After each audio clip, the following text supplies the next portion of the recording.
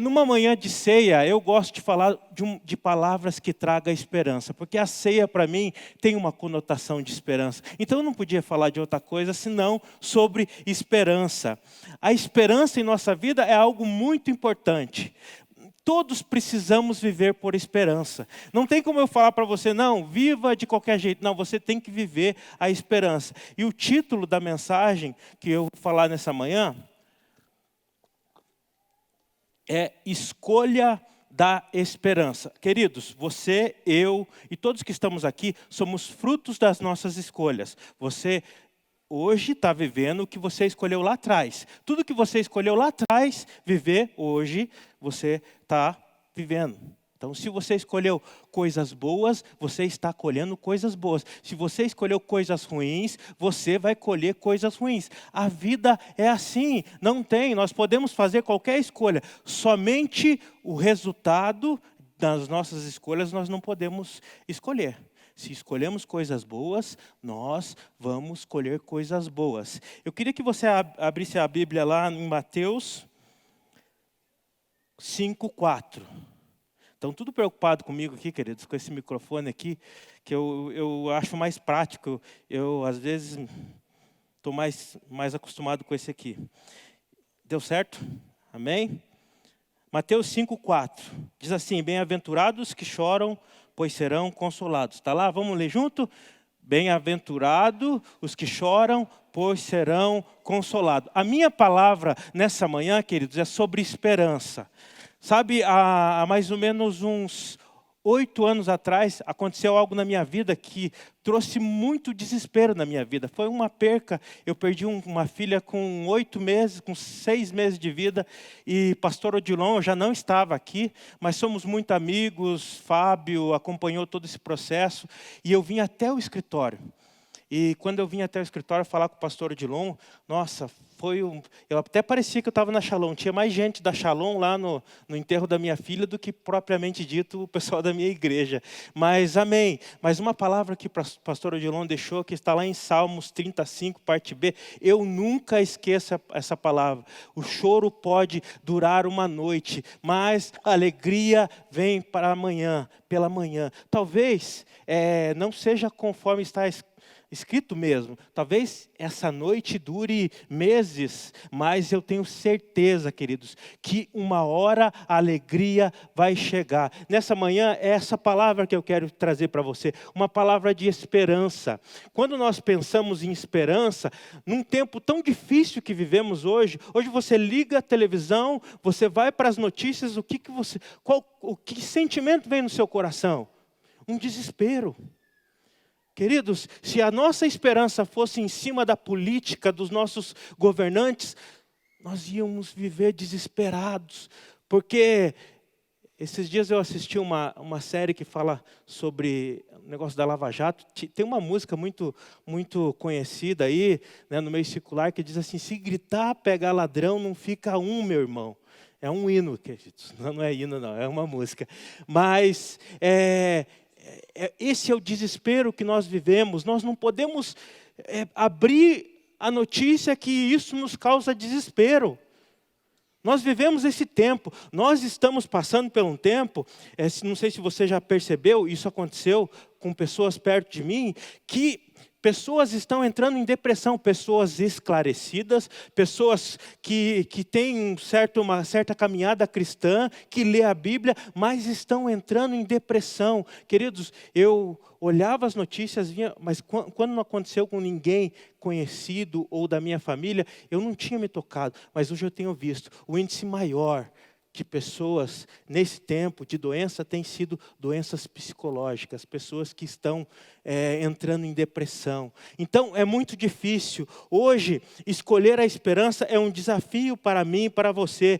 Mas queridos, eu quero dizer nessa manhã, Jeremias diz assim, a nossa esperança é Jesus. Então a nossa esperança não está no Planalto Central, a nossa esperança não está no nosso vereador que nós colocamos lá, não está no prefeito, não está no governador e não está no nosso presidente. A nossa esperança está em Jesus. E eu digo, se você tem esperança em Jesus, não importa se é presidente da esquerda, da direita, não importa quem for, ele vai estar lá, mas Jesus é a nossa esperança. É nele que nós cremos, é nele que nós confiamos, e nós não vamos confiar naquilo que as pessoas nos prometem. Sabe por quê?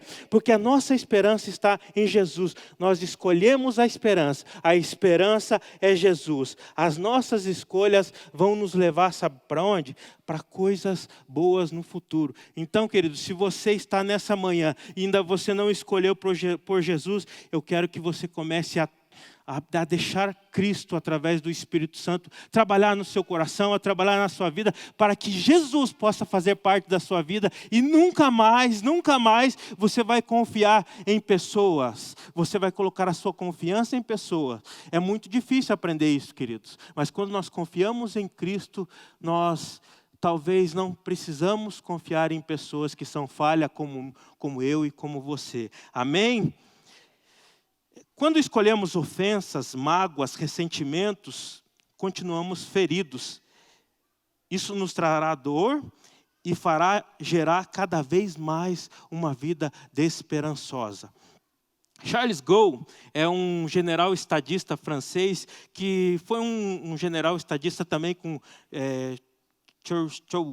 agora esqueci o nome dele, é um nome bem difícil. E ele escreveu bem assim, e tem muito fundamento que ele fala assim: o fim da esperança é o começo da morte. Queridos, tem pessoas que já morreram na esperança, e parece aquela série Walking Dead, né? Essa série dos mortos-vivos.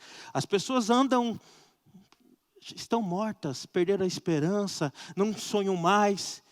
A esperança acabou, elas faleceram na sua esperança, estão vivas só com o corpo. Nós não podemos falecer para a esperança. Nós temos que buscar a esperança, porque a nossa esperança é Jesus. Quando nós escolhemos a esperança, nós escolhemos viver uma vida de cura, de restauração, uma vida de alegria, de paz no Espírito Santo. E eu queria nessa manhã te dar algumas dicas, depois nós vamos dar 3 caminhos para a gente viver uma vida de esperança. Mas eu queria dar 4 dicas, bem rapidinho para você, sobre como viver uma vida de esperança. Quantos querem viver uma vida de esperança? Quantos? Ergue a mão. Amém, queridos? Nós vamos viver uma esperança, porque Jesus é a nossa esperança. A primeira atitude que nós temos que ter: boas lembranças. Nós temos uma capacidade humana negativa de sempre olharmos para as coisas ruins. Não sei quantos de vocês percebem isso na sua família, mas parece assim, né? Lá em casa é assim, não sei se na tua casa é, mas tudo que você faz de bom, você lava a louça para tua esposa, você leva os filhos na escola, você dá banho nos filhos e tal, faz tudo isso e dá flor, mas no final da noite, se você fez alguma coisinha que desagradou, o que vale mais? O que desagradou. Porque o ser humano tem uma capacidade negativa de realmente só olhar para as coisas ruins que nós fazemos. E nós, como seres humanos, nós podemos ter muitas experiências boas, muitas coisas boas, mas nós preferimos voltar lá, naquilo que nos machuca. Então, uma dica para você, irmãos, tenha boas lembranças. Pastor Rick Warren, não sei quantos de vocês conhecem, mas ele escreveu o livro Uma Vida com Propósito. Depois da Bíblia, o livro Uma Vida com Propósito é um dos livros que mais foram traduzidos em outras línguas e mais foram vendidos.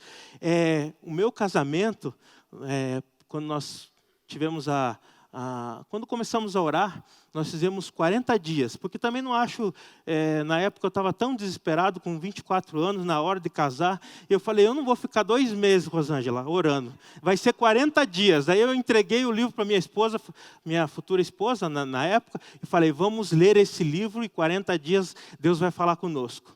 Não deu 40 dias, querido. No dia 30, pronto, nós já estávamos juntos já. Aí nós terminamos de ler 40 dias, né? Porque tinha que ler. Esse livro é um divisor de águas na minha vida e na vida de muitas pessoas. Rick Warren, para você ter uma ideia, ele é o mentor do pastor Carlito Paz, que tem uma das igrejas mais extraordinárias que eu conheci no Brasil. ele é um homem muito influenciador. Ele influencia os Estados Unidos inteiro e o mundo.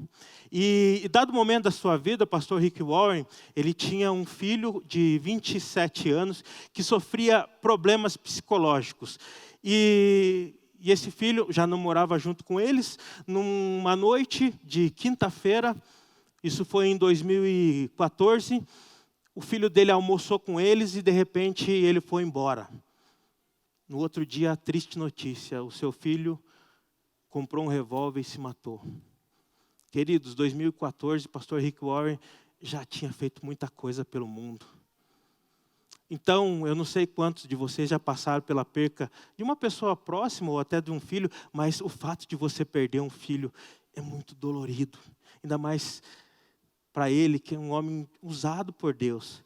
Talvez a gente pense, né? Pô, mas os pastores, eles são blindados. Não, os pastores, eles são iguais.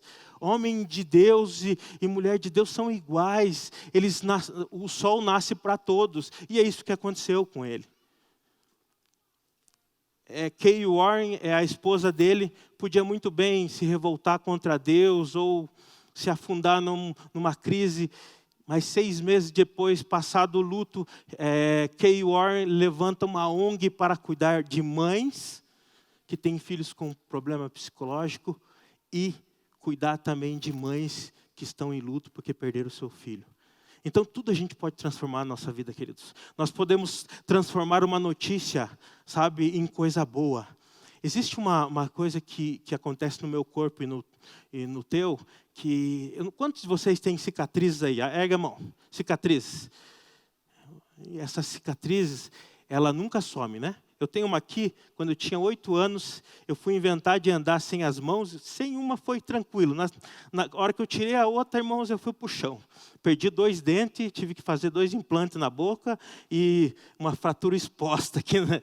E fiquei muito tempo com o braço machucado. Ele é meio torto ainda, queridos. Isso é sinal, quando eu olho para o meu braço torto, eu me lembro que um dia eu fui torto, então agora eu sou retinho. Mas essa cicatriz está aqui. Só que ela não me dói mais. E, queridos, Deus nos abençoa tanto que as nossas cicatrizes são pedagógicas para nos trazer ensinamentos. E quando nós olhamos para a cicatriz, ela não dói mais. Já passou, eu já venci. Mas eu nunca vou esquecer que eu passei. E as nossas cicatrizes nos ensinam a ser mais forte. E quando nós nos tornamos mais fortes, nós ajudamos as outras pessoas. Hoje eu tenho algumas cicatrizes, porque a minha infância foi muito aventureira. Eu tive alguns braços quebrados e algumas cicatrizes. Mas hoje eu olho para a minha cicatriz, não me dói. Essa cicatriz grande aqui, ó, não me dói nada. E é assim que nós temos que olhar para as coisas da nossa vida. Passou, queridos.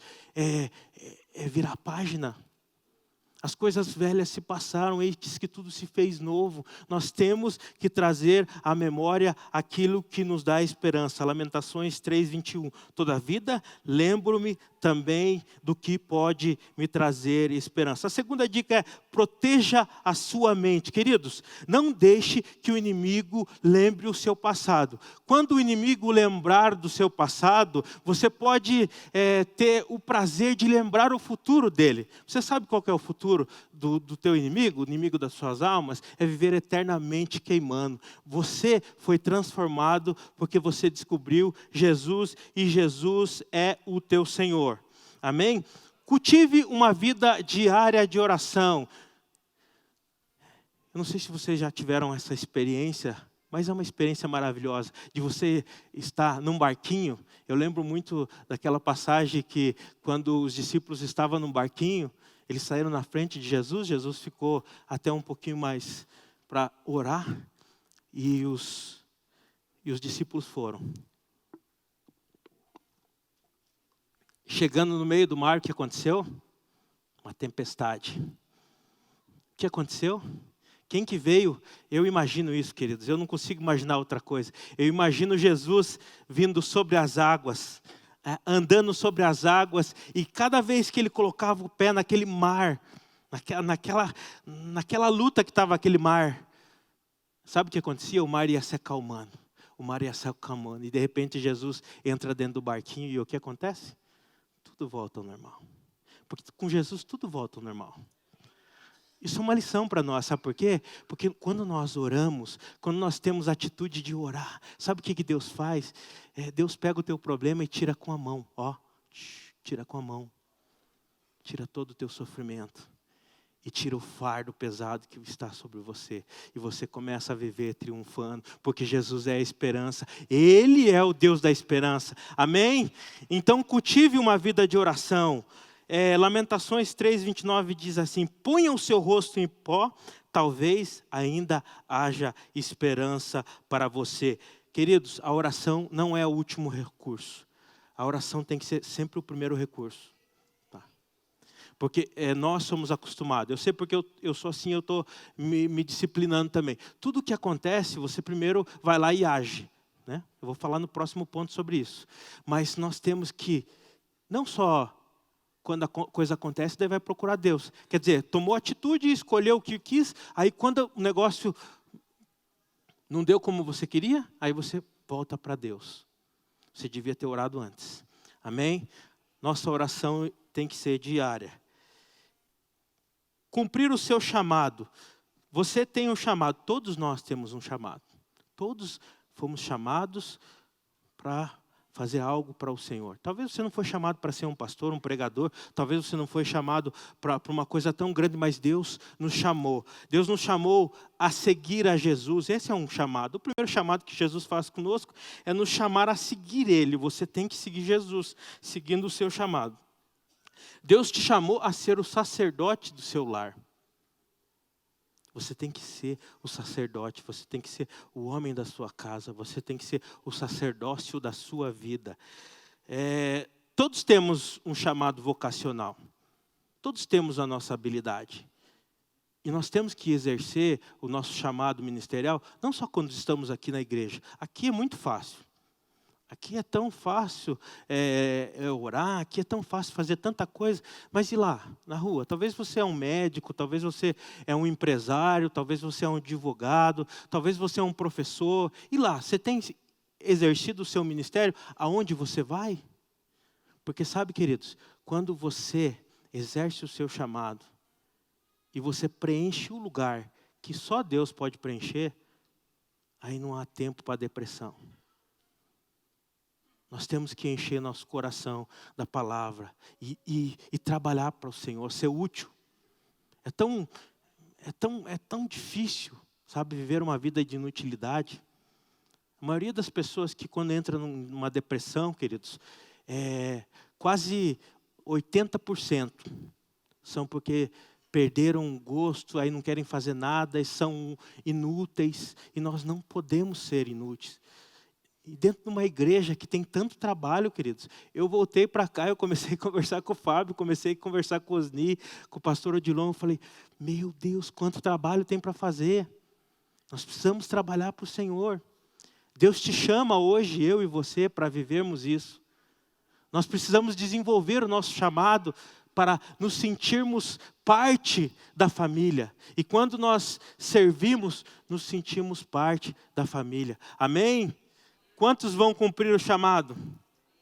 Amém? Efésios 1:18 diz, ora, também para que os olhos e o coração de vocês vejam iluminados, a fim de que vocês conheçam a esperança para a qual foi chamado, as riquezas da glória da herança dos santos. Efésios 1:18. Busque a esperança agora, ainda é tempo. Você escolhendo hoje, você pode ter um futuro melhor. Amém? Vamos escolher a esperança.